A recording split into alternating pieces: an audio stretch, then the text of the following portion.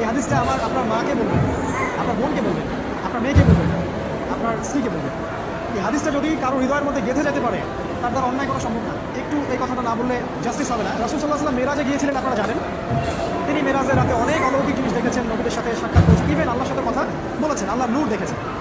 এই সময় সবাই তাকে হাসি মুখে সম্বর্ধনা জানিয়েছিল। যার সাথেই দেখা হয়েছে তার সাথেই তিনি হাসি মুখে অভ্যর্থনা তাকে জানিয়েছে, আসসালামু আলাইকা ইয়া আইয়ুহান নবী, সবাই বলেছে হাসি মুখে। একজন মালাক, একজন ফেরেশতা তাকে দেখে হাসেননি, একজন। আপনারা কি জানেন? রাসূল সাল্লাল্লাহু আলাইহি ওয়াসাল্লাম অবাক হয়েছিলেন। তিনি বলেছিলেন যে ইয়া জিবরিল, ওর চেহারাটা এত গম্ভীর কেন, সে আমাকে দেখে হাসছে না কেন, তার মুখে হাসি নাই। জিবরিল আমিন বলেছেন যে না, মালিক, তার নাম মালিক, সূরা যুখরুফের মধ্যে আছে, তার নাম মালিক। যেদিন থেকে আল্লাহ জাহান্নাম সৃষ্টি করেছেন, সেদিন থেকে তাকে জাহান্নামের দায়িত্ব দিয়েছেন, অর্থাৎ জাহান্নামের হেড অফ ডিপার্টমেন্ট, ইনচার্জ। সেদিন থেকে তার মুখের হাসি উঠে গেছে। আমরা দোয়া করি আমরা যেন তার সাক্ষাৎ না পাই। তার কাছে পারমিশন নিয়ে রাসূল সাল্লাল্লাহু আলাইহি ওয়াসাল্লাম জাহান্নামের দিকে তাকিয়েছিলেন, ভিতরে দেখেছেন কি আছে। তিনি পরে যা ব্যাখ্যা করেছেন তা হলো, আমি দেখলাম সেখানে খালি মেয়ে আর সেখানে খালি নারী আর না।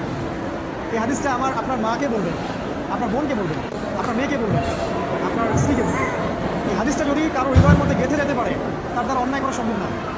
কীভাবে একটা মেয়ে সব কিছু উন্মুক্ত করে ঘুরতে পারে যখন অলরেডি তার আত্মা জাহান্নামে জ্বলছে, অলরেডি, কারণ ভবিষ্যৎ কথা জানেন।